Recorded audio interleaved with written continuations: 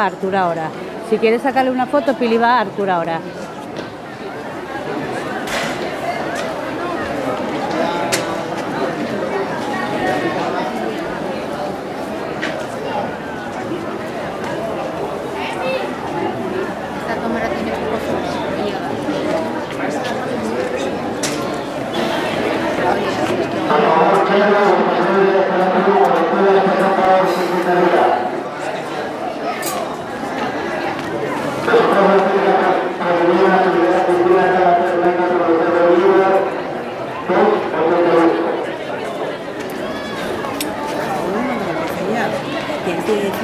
Luego chicos tenemos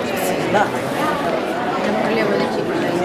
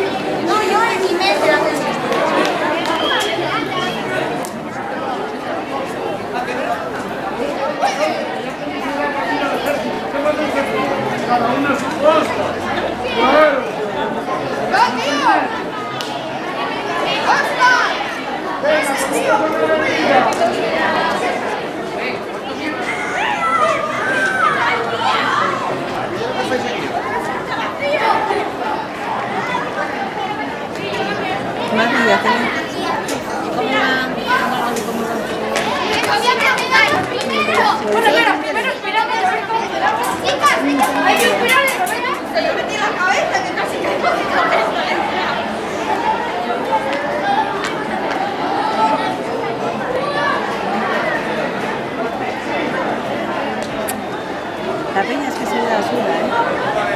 No atletas y la peña, vamos. Pues están llamando la atención y la gente ahí.